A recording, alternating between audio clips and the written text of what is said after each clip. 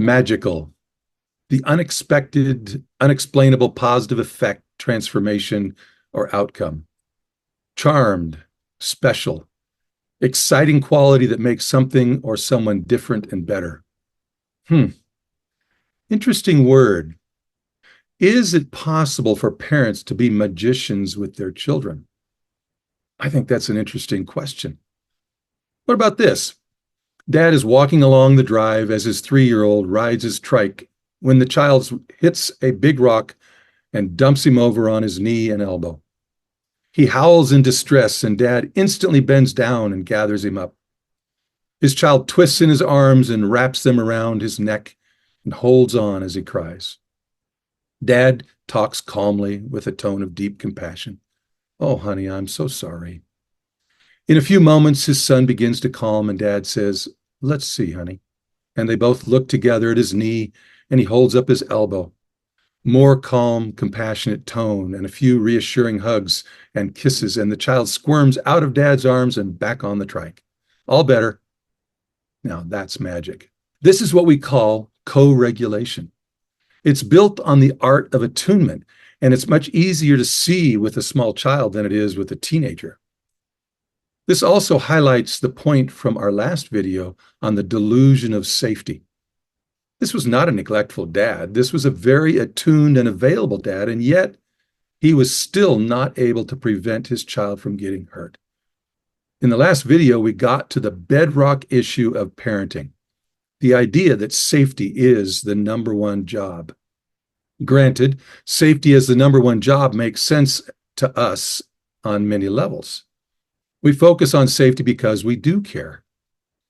We focus on safety because everyone expects us to, including the courts, the schools, friends, extended family, and just plain society in general. We focus on safety because it would be neglect not to. And we focus on safety because we would feel guilty if something happened to our child because we failed to focus on their safety. And yet, please notice that even though this dad was right there with his young child, he could not prevent him from getting hurt. So while these are all reasonable consideration, there is a very serious snag in our logic, one that it seems that we have simply ignored and skipped right over. You see, it really isn't possible for us to keep our children safe. And as our child grows and their world expands, it becomes increasingly impossible. Now, I need to pause for just a moment here. I'm not suggesting that we ignore safety issues. Of course, we must address safety concerns when we see them or they happen, but here's the difficult part. We really can't prevent our children from getting hurt, even hurt in very serious ways. Making safety issues the number one focus, and in fact, the measure of good parenting, is not the solution. Yet this is exactly what we've done. At first, this will sound a little bit ridiculous, but with some pragmatic reflection, I think you'll see that we can't keep them safe. So today, we're on the hunt for a more viable parenting job number one that we can use to measure, are we a good parent or not? One that will help them through the hurts and pains, the difficulties and the challenges of expanding life. One that will help them build their own capacity to evaluate risk and safety. One that will help them make better choices. One that matches the reality of our limitations as parents, and one that we can actually pull off. Let's start with recalling the key from video number 1. Here I propose the bottom line goal of parenting is for our child to develop all the, quote, good stuff, end quote. We want high-level neurodevelopment because this activates all the amazing character traits and the mental abilities such as resilience, a sense of belonging, high self-worth, compassion, self-regulation, the ability for introspection that leads to self-disclosure, and the ability to tolerate differences of opinions, and on and on. We talk about the executive functions.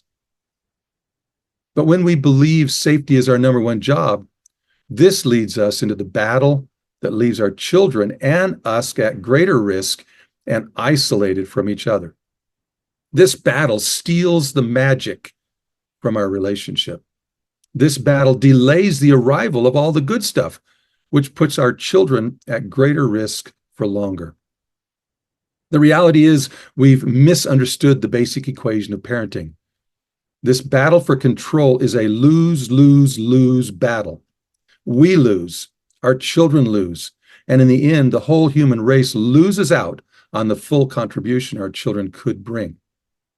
This might sound a bit dramatic, I know, but when you count the cost of children that flounder and people who've lost their way, the turmoil so characteristic of most parent-teen relationships, children that don't understand their strengths, their true talents, what they have to offer the world.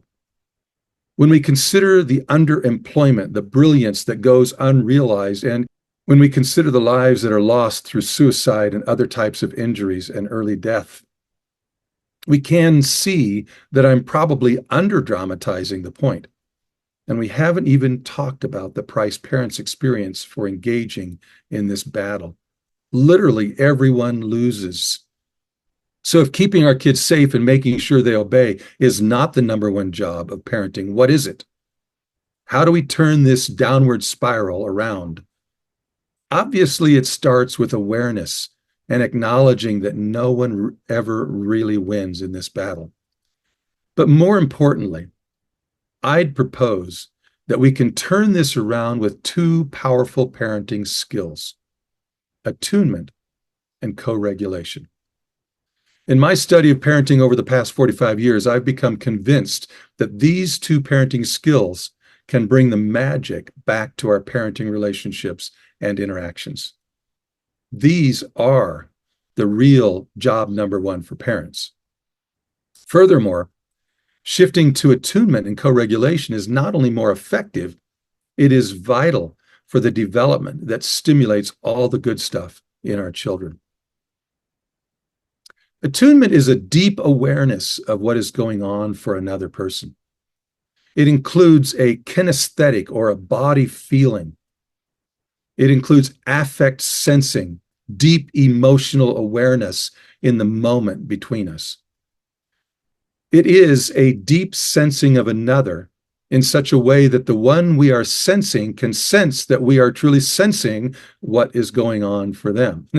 Let me say that last line again, because it can be challenging here. Sensing of another in such a way that the one we are sensing can sense that we truly sense what is going on for them. It is a deep body emotion resonating connection in a way that the other person can experience that we are there, that they are deeply understood, and we are truly with them. Dr. Dan Siegel and Mary Hartzell use the words resonating and feeling felt. They say, attuning to each other's internal states links us in a state of emotional resonance that enables each person to feel felt by the other. They go on to say that this resonating state allows us to mutually influence each other's internal states. Attunement uses the body, the heart, the spirit to, quote, hear, end quote, the child on a feeling level. We lean in with our heart to tune into, to attune, to reach out to the child's body, heart, and spirit. It's like casting a net in the sea. We throw it out there to catch whatever is going on in and with our child. This facilitates the caregiver sensing the heart and the spirit of the child. We slow things down inside us. We focus on what we are getting and experiencing from them. Now, attunement sets the stage for co-regulation, which can be a bit challenging because it occurs largely beyond our awareness. It occurs automatically and subconsciously. It's not really an activity that we can consciously do per se. It's more the result of deep attunement. Co-regulation is an interactive process that occurs when one person is in distress in this context, our child, and we, their parent and caregiver, are grounded, regulated, and deeply attuned to the one in distress. And the one in distress begins to feel relief from the distress by being in our presence. During the interaction, the one in distress experiences the resonating connection and then begins to feel relief from their distress. It is an interactive process where the one in distress experiences greater and greater release of the distress and more calm.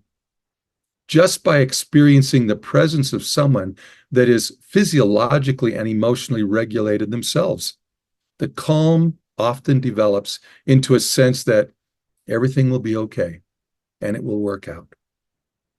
But please note that the circumstances themselves don't necessarily change.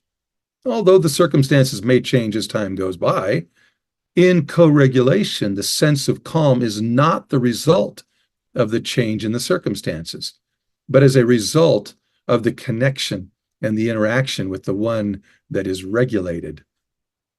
I'd call that magic. Would you? We, the parent caregiver, are the one grounded, regulated, and attuned. Now, if we're not, the opposite can occur. If we are dysregulated, there will be an increase in disconnection, isolation, mistrust, and distress. The magic of co-regulation can't occur. The moment, the opportunity are lost. Our children will experience either co-regulation or co-dysregulation. Wherever we are, whatever is going on for us in that moment, they will follow. This helps us see the role we play, the legitimate power that we have. Are we dysregulated? They will be too. Are we defensive? They will be too. Are we regulated? They will be too. Are we able to engage in deeper self-reflection? They are more likely to as well.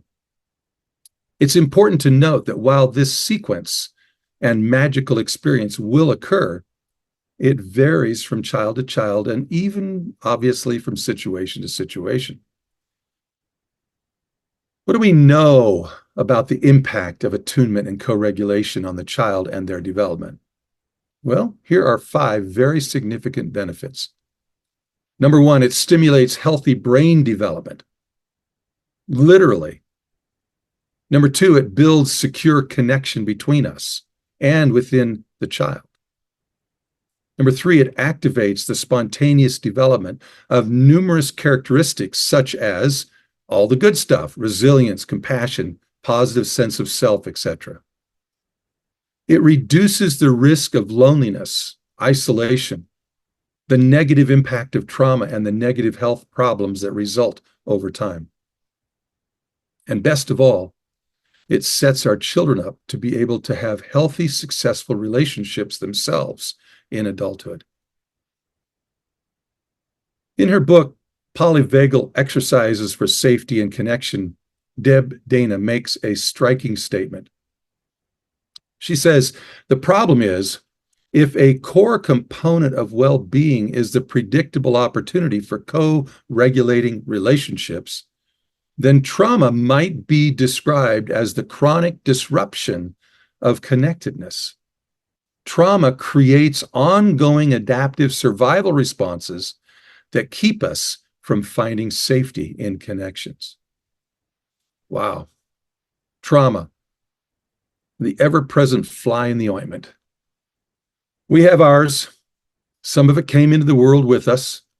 Some of it we got the old-fashioned way, our own experience. Our kids have theirs. And when kids are resistant, defiant, and oppositional, it activates parents' and caregivers' unresolved history of trauma. And this leads parents to becoming defensive, and we lose our own self-regulated stability. Our child's attitude and behavior activate our primary strategy for dealing with unsafe. We amp up our efforts to control. This further activates the child, and then we're off to the races where there are only winners and losers, and we are certainly not going to lose, which, of course, leaves our child as the traumatized loser. bringing the magic back, even as we parent our teens. Is it truly possible? How do we interrupt the cycle of winners and losers?